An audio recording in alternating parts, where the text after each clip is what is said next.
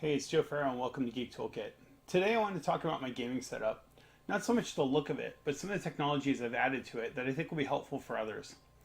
When I was setting up my makerspace slash game room, and I get to the game room portion of it, I realized I'm very particular about my gaming habits. I like to have vertical games such as Ikaruga or vertical shoot 'em ups, also vertical emulated games such as Donkey Kong or Galaga, vertically. I want the monitor to be vertical. Also, when I play old school games, I want to use the controllers that were meant to be played on. So for instance, I don't like to play Zelda on a NES using a Xbox 360 controller. It doesn't feel natural or as close to me. And the other thing is, I like to use arcade sticks, but I want to use them on all the consoles without having to plug and unplug a bunch of stuff. So I came up with ways to solve all three of these problems. And as I was solving them, I realized that it might be worth sharing it with you because other people probably have similar problems. The first thing I had to learn about was called Tate mode. Or, I'm sorry, Tate mode is how it's correctly pronounced.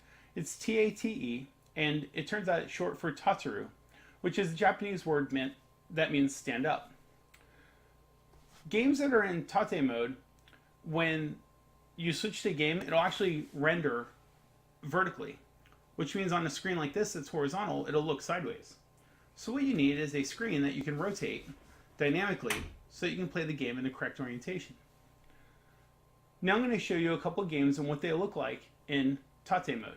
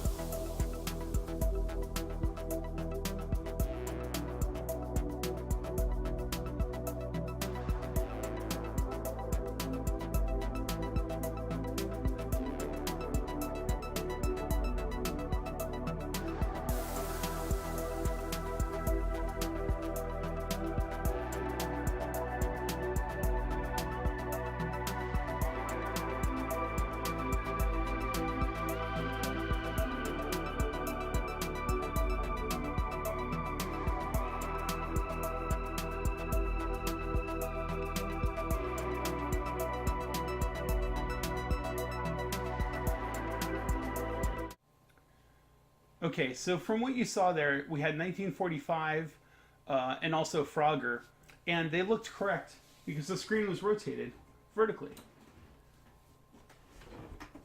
Almost went the wrong way. This mount that I'm using, as you just saw, rotates 360. And so it can rotate in both directions to go to vertical, which some games like to go to the right, some games like to go to the left.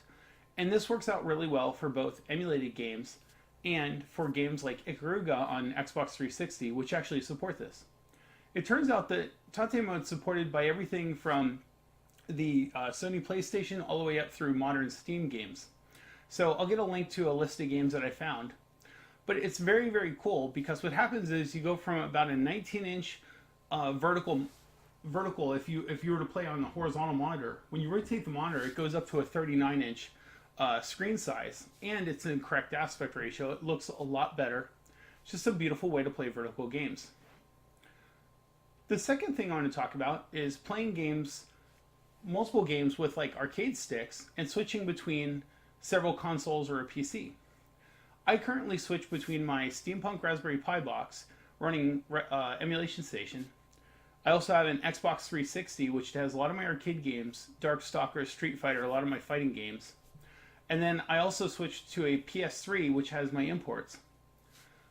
I don't want to have to unplug and plug or have a bunch of different joystick setups. It gets expensive. So what I found out is instead of getting an HDMI switch box, which is very common for switching between consoles, I got what's called a KVM system. KVM stands for Keyboard, Video, and Mouse, and these have been around forever. They've been traditionally used for PCs. So if you have 4 PCs and you want to share a keyboard, mouse, and a monitor, you'd put it on a KVM. Well, it turns out that modern KVMs that support USB can support switching of game controllers. So having a USB arcade stick that works with Xbox 360 and PS3 and PC is a killer combo when combined with a KVM switch. What happens is when you hit the button on the KVM switch to switch between consoles, it moves your it moves your joysticks over. Now it also moves the keyboard over, which is really handy for things like when you want a keyboard for both a Raspberry Pi and an Xbox 360 for entering text. If I were to hook a PC up to that setup, I'd also be able to switch to the PC and have keyboard, video, and mouse all switched over. I think it's just a really cool setup I hadn't seen other people use a lot, and it works really well for this system. I'll link down in the description for everything I'm talking about and what I'm using.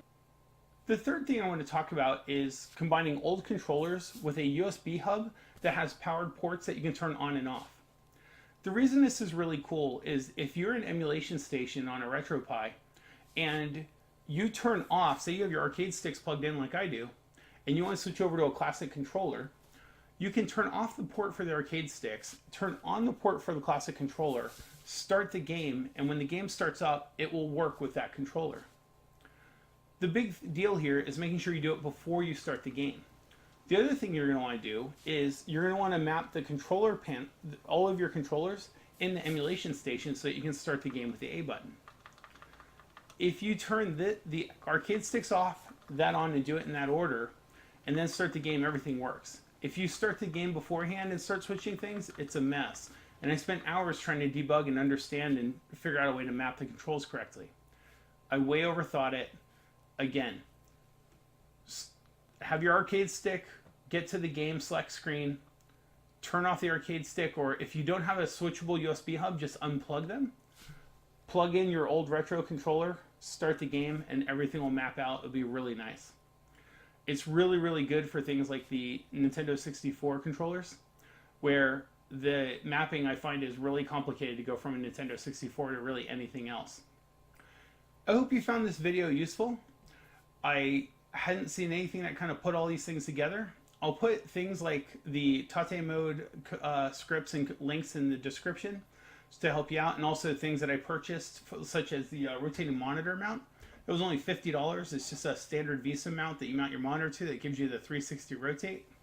And I'll put things like the KVM switch up there as well. Thank you so much for watching and the support. I really appreciate it. And next video, I believe we're going to do some glass etching. So thanks, and until then.